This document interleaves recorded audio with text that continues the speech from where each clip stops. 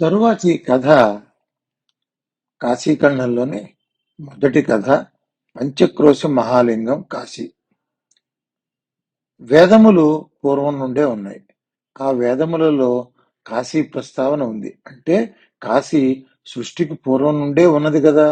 శివుడు కైలాసాన్ని విడిచిపెట్టి కాశీ మీద మక్కువతో కాశీలోనే ఉంటున్నాడు. ఆయన వెంటే 33 కోట్ల మంది దేవతలు వచ్చారు. దేశంలో 12 జ్యోతిర్లింగాలు 12 దివ్యక్షేత్రాలలో వెలిసి ఉన్నాయి. అందులో కాశీ ఒకటి. కాశీ తప్ప మిగిలిన 11 జ్యోతిర్లింగ క్షేత్రాలలో శివరాత్రి నాడు లింగోద్భవ వేళలో మాత్రమే శివుడు ఆ లింగములలోకి ప్రవేశిస్తాడు. మిగిలిన సమయములలో అవి శివలింగములు మాత్రమే. కానీ కాశీలోని విశ్వేశ్వర శివలింగంలో శివుడు నిత్యము కొలువై ఉంటాడు. అందుకే ఏ శివక్షేత్రములోనూ జరగనటువంటి సప్తర్షి పూజ కాశీలో నిత్యం జరుగుతూ ఉంటుంది. ప్రదోష కాలంలో సప్తర్షులు నిత్యం శివ పూజ చేసుకుంటారు. శివుడు ఎక్కడ ఉంటే అక్కడ దేవతలు ఉంటారు, ఋషులు ఉంటారు. శివుడు కాశీలో అసీ నుంచి వరణ దాకా పడుకుని ఉంటాడు. కూర్చుని ఉన్నాడని కొందరి భావన, పడుకుని ఉన్నాడని కొందరి భావన. పడుకుని ఉన్నాడనే భావనలో ఒక సౌలభ్యం ఉంది. శివుని అంగమాల అంటే అవయవములు కాశీలోని ఏ ప్రదేశాలను స్పృశిస్తూ ఉంటాయి అనేది మనం తెలుసుకోవచ్చు. కాశీని శివుని పాదముల నుండి నాభి వరకు కేదార ఖండం గాను, నాభి నుండి కంఠం వరకు విశ్వేశ్వర ఖండము గాను, కంఠము నుండి శిఖ వరకు ఓంకార ఖండము గాను 3 ఖండాలుగా దర్శించే సంప్రదాయం ఉంది. ఓంకార ఖండంలోని అకార రూప ఓంకారేశ్వరుడు బ్రహ్మ, ఉకార రూపంలో ఓంకారేశ్వరుడు విష్ణువు, మకార రూపంలోని ఓంకారేశ్వరుడు శివుడు. మోక్షమునిచ్చే సప్తపురులు అయోధ్య, మధుర, మాయావతి, కాశీ, కంచి, అవంతిక, పూరి, ద్వారవతి. సప్తపురులలోని కాశీ తప్ప మిగిలిన 6 పురములలో మరణం సంభవించిన ఆఖరి జన్మయందు కాశీయందు లభించి మోక్షం పొందుతారు. ఈ విధంగా పంచక్రోశముల విస్తీర్ణంలో శివుడు తన శరీరాన్ని విస్తరించుకొని ఉన్న మహాలింగమే కాశీ. తరువాతి కథ ఆగ్నేయాధిపతి అగ్నేశ్వరలింగం అగ్నీశ్వరుడు. నర్మదా నదీ తీరముందున్న నర్మపురం అనే నగరంలో విశ్వానరుడు అను ముని ఉండేవాడు. శుచిష్మతి అను ఉత్తమ కన్యను వివాహం చేసుకుని గృహస్థుడయ్యాడు. చాలా కాలం అన్యోన్యంగా జీవించారు. ఒకనాడు శుచిష్మతి భర్తను ఒక వరం అడిగింది. అది శివునితో సమానమైన కొడుకును ప్రసాదించమని అడిగింది. అది శివుని అభిమతమే తప్ప తన భార్య కోరిక కాదు అని తలచి విశ్వానరుడు తదాస్తు అన్నాడు. ఆ దంపతులిద్దరూ కాశీ పట్టణానికి వెళ్లారు.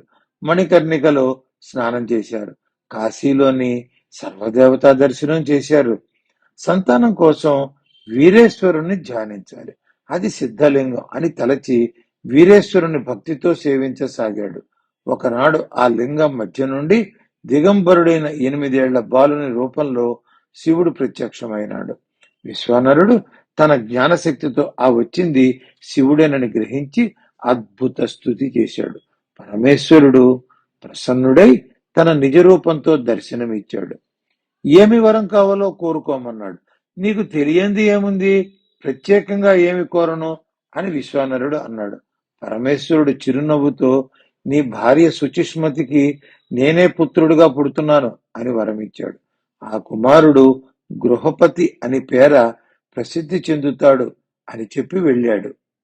ఒక శుభముహూర్తాన శుచిష్మతి పండంటి బిడ్డను కన్నది. ఆ పిల్లవాడు పుట్టిన సమయానికి దేవతలు దుందుబులు మ్రోగించారు. శుభశకునాలు కనపడినాయి. దేవలోకంలోని నర్తకీమణులు శుచిష్మతికి సేవలందించటానికి వచ్చారు. మహర్షులందరూ ఆ బాలుని ఆశీర్వదించటానికి వచ్చారు. బ్రహ్మదేవుడు స్వయంగా వచ్చి గృహపతి అని పేరుని బాలునికి పెట్టి నామకరణ మహోత్సవాన్ని నిర్వహించాడు. త్రిమూర్తులు ఇతడు అగ్ని అని ఆశీర్వదించారు. పిల్లవానికి 5వ ఏడు ఉపనయనం చేశారు. 3 సంవత్సరాలలోనే వేదాభ్యాసం పూర్తి చేశాడు. ఒకనాడు నారద మహర్షి విశ్వానరుని ఆశ్రమానికి వచ్చి గృహపతిని తన ఒడిలో కూర్చోబెట్టుకుని జాతకం, హస్త సాముద్రికాలు పరిశీలించాడు. జాతక లక్షణాలను బట్టి పృథ్వీపతి అవుతాడు అని జోస్యం చెప్పాడు. కానీ 12వ ఏట ఆ బాలునికి పెద్ద గండం ఉందని జాగ్రత్తగా రక్షించుకోమని చెప్పి వెళ్ళాడు. తల్లిదండ్రులు ఇద్దరు తల్లడిల్లిపోయారు. ఆడుకోవడానికి బయటికి వెళ్లి వచ్చిన గృహపతి తల్లిదండ్రుల దీనస్థితి చూసి చెలించాడు. వారి అవస్థకు కారణం గ్రహించాడు. వారికి ధైర్యం చెప్పాడు. తాను పరమేశ్వరుని ధ్యానించి మృత్యువుని జయిస్తానని చెప్పి కాశీపట్టణానికి చేరుకున్నాడు. గంగా నదిలో పుణ్య స్నానాలు చేసి మృత్తికను తీసుకుని ఒక చక్కని లింగం తయారు చేసుకుని అతి కఠోరమైన నియమములతో గొప్ప తపస్సు ప్రారంభించాడు. గృహపతికి 12వ సంవత్సరం ప్రారంభమైంది. గృహపతి తపస్సుకు మెచ్చి ఇంద్రుడు వరమిస్తానని వచ్చాడు. కాని గృహపతి, నేను తపస్సు చేస్తోంది శివానుగ్రహం కోసమే, శివుని తప్ప వేరొకరిని వరములు కోరను అని నిక్కచ్చిగా చెప్పాడు. ఇంద్రుడు వజ్రాయుధం ఎత్తి బాలుణ్ణి భయపెట్టాడు. ఆ వజ్రాయుధపు కాంతికి గృహపతికి మూర్ఛ వచ్చింది. వెంటనే శివుడు ప్రత్యక్షమై గృహపతిని తట్టి లేపాడు.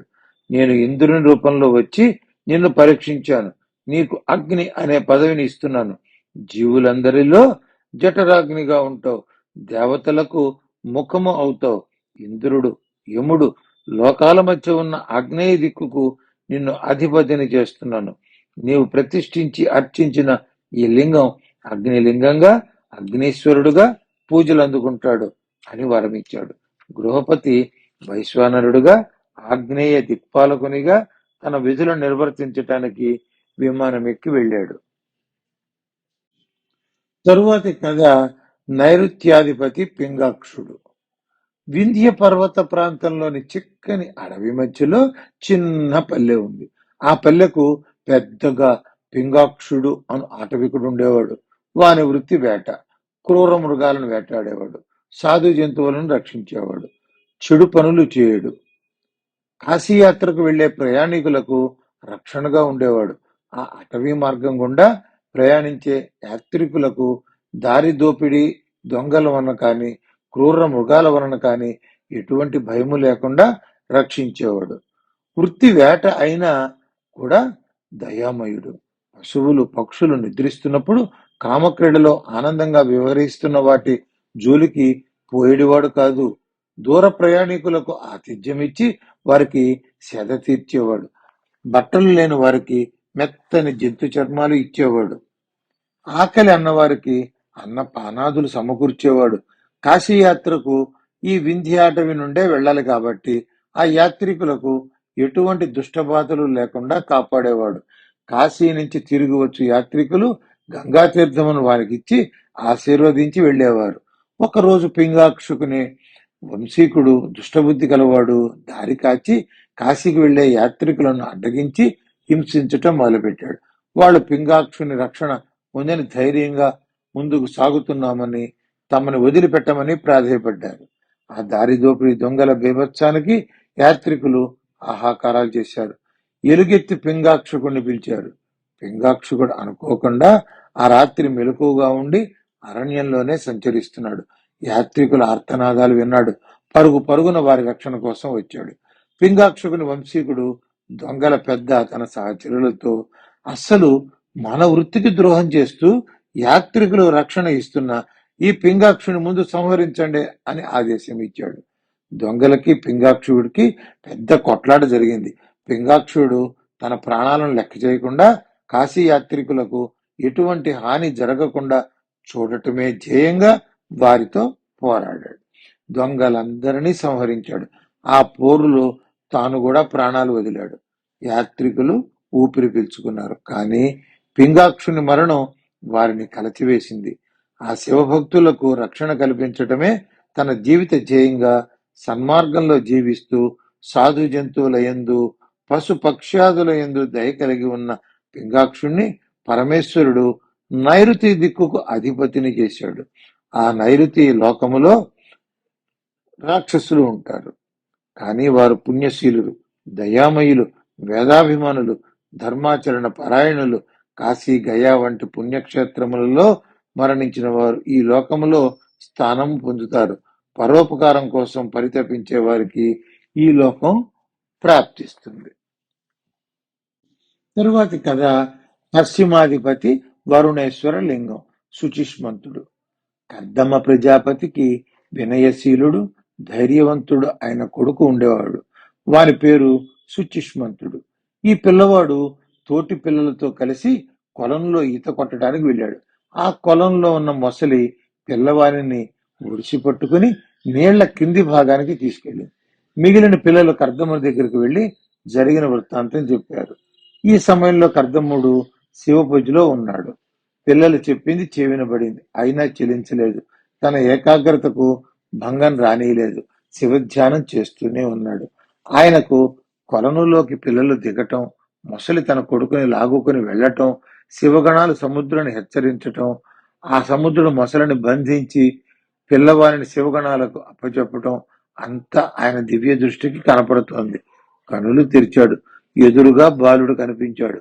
ప్రేమతో కుమారుణ్ణి ఆలింగనం చేసుకున్నాడు. ఆ తర్వాత శుచిష్మంతుడు కొంతకాలానికి తండ్రి అనుమతి తీసుకుని కాశీయాత్రకు బయలుదేరి వెళ్ళాడు. కాశీలో శివలింగాన్ని ప్రతిష్ఠించి శివానుగ్రహానికై ఘోర తపస్సు చేశాడు. శివుడు ప్రసన్నుడై దర్శనమిచ్చాడు. ఏమి వరం కావాలో కోరుకోమన్నాడు. శుచిష్మంతుడు తాను సాగర జలములకు అధిపతి కావాలి అని వరం అడిగాడు. శివుడు శుచిష్మంతుణ్ణి వరుణలోకానికి అధిపతిని చేశాడు. జలములన్నిటికీ అధిపతిని చేశాడు. నీటి లోపల రత్నాలకు ఆధిపత్యం ఇచ్చాడు. పశ్చిమ దిక్కుకు ప్రభువుని చేశాడు. శుచిష్మంతుడు ప్రతిష్ఠించిన లింగము వరుణేశ్వర లింగంగా పూజలు అందుకుంటుందని వరమిచ్చాడు. ఈ లింగం కాశీపట్టణంలో మణికర్ణేశ్వరునికి నైరుతి దిశలో ఉంటుంది. ఈ లింగమును అభిషేకించి అర్చించిన వారికి అన్ని రోగాల నుండి విముక్తి లభిస్తుంది. అకాల మృత్యు భయం ఉండదు. ప్రజలకు త్రాగునీరు కోసం చెరువులు త్రవ్వించిన వారు, నీళ్లు దొరకని చోట్ల జలదానం చేసేవారు, గొడుగులు కర్ణాభరణములు దానం చేసిన వారు, అన్ని కాలాలలో మంచినీరు అందించే ఏర్పాట్లు చేసేవారు.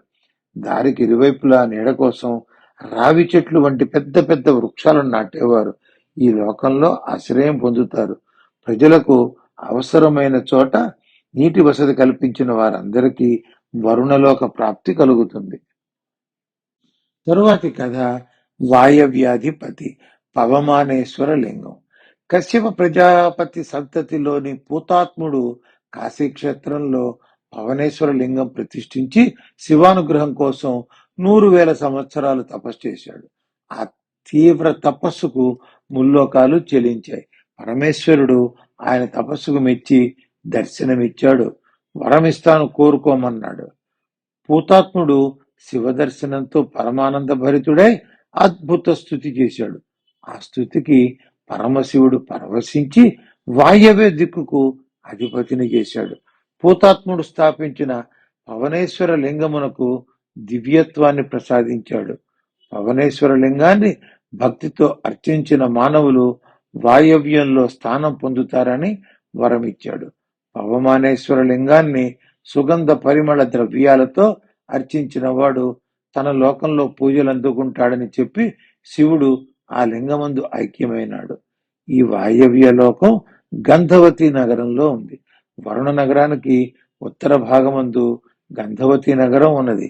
కాశీలో జ్యేష్ఠేశ్వరునికి పడమటి దిక్కులో వాయుకుండమునకు ఉత్తర భాగంలో పవమానేశ్వర లింగం ప్రతిష్ఠించబడి ఉన్నది. తరువాతి కథ ఉత్తరాధిపతి కుబేరలింగం. కాంపిల్య నగరమందు యజ్ఞదత్తుడు అను మహాపండితుడు ఉండేవాడు. అనేక మంది రాజులు ఆయనకు సన్మానములు చేసి అపార ధనమును ఇచ్చాడు. ఎనలేని కీర్తిని సంపాదించాడు. ఆయనకు ఒక కుమారుడు గుణనిధి అని ఉండేవాడు. ఈ గుణనిధి పేరుకు తప్ప అన్ని దుర్గుణాలను అలవాటు చేసుకుని వ్యసనపరుడయ్యాడు. తల్లి కుమారుని చెడు ప్రవర్తన తండ్రికి తెలియకుండా దాచి కుమారుణ్ణి రక్షించుకునేది. ఒకనాడు యజ్ఞదత్తుడి వ్రేలికి ఉండవలసిన రాజముద్రికతో ఉన్న ఉంగరాన్ని కుమారుడు దొంగిలించి జూదంలో ఓడిపోయాడు. దాన్ని మరునాడు ఆ జూదరి దగ్గర యజ్ఞదత్తుడు చూసి నిలదీశాడు. కుమారుని వ్యవహారం అంతా బయటపడింది.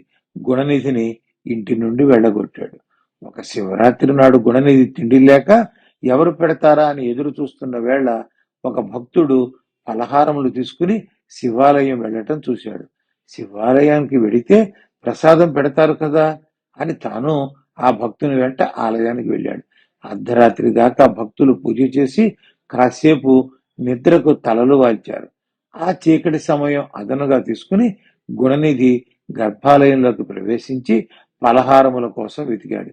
చీకటిలో సరిగ్గా కనపడలేదు. తన ఉత్తరీయాన్ని ఒత్తిగా చేసి ఆ వెలుగులో ప్రసాదాలను దొంగిలించి బయటికి దూకాడు. ఆ తొందరలో ఒక భక్తుని కాలు తొక్కాడు. ఆ భక్తుడు అరవడంతో అందరూ గుణనిధిని వెంబడించారు. రక్షక భటులు దారుణంగా కొట్టారు. గుణనిధి మరణించాడు. శివరాత్రి నాడు శివనామములు వినటం చేత, శివరాత్రి ఉపవాసం చేయటి చేత, తన ఉత్తరీయాన్ని ఒత్తిగా చేసి శివలింగము పైకి వెలుగును ప్రసరించడం చేత గుణనిధి పాపములన్నీ పోయి సంపూర్ణ శివానుగ్రహం కలిగింది. శివగణములు తీసుకువెళ్లారు. మరుజన్మలో గుణనిధి కళింగ దేశానికి రాజుగా పుట్టాడు. ఆ జన్మలో వారి పేరు దముడు. ఈ జన్మలో రాజుగా తనకు తెలిసిన ఏకైక ధర్మము శివాలయములలో నిత్యం దీపారాధన చేయటం గురించి శాసనం చేశాడు. ఆయన పరిపాలనలో రాజ్యంలోని శివాలయాల్లో 24 గంటలు దీపాలు నిత్యం వెలుగుతున్నాయి. మరుజన్మలో విశ్రవసునికి కుమారుడుగా పుట్టి అలకాపురి రాజయ్యాడు. కాశీక్షేత్రంలో శివుని గురించి ఘోర తపస్సు చేశాడు. శివుడు కుబేరుని తపస్సుకు మెచ్చి పార్వతీదేవితో సహా ప్రత్యక్షమైనాడు. గత 3 జన్మలుగా శివారాధన చేసిన పుణ్యఫలంగా కుబేరుణ్ణి ఉత్తర దిశకు అధిపతిని చేశాడు. ఆయన ప్రతిష్ఠించిన లింగం కుబేర లింగంగా ప్రసిద్ధి చెందుతుందని ఆశీర్వదించాడు. ఈ లింగం సిద్ధలింగం, సాధకులకు ముక్తి నొసంగునది. విశ్వేశ్వరునికి దక్షిణ వైపు కుబేరలింగం ఉంటుంది. ఈ లింగం అర్చించిన వారికి ఈతి బాధలు ఉండవు, సర్వసంపదలు పొందుతారు. అందరికీ నమస్కారం. ఈ వీడియో మీకు నచ్చినట్టయితే, ఇలాంటి మరిన్ని వీడియోలు చూడాలనుకుంటే మన ఛానల్ని లైక్ చేయండి, సబ్స్క్రైబ్ చేయండి. ధన్యవాదాలు.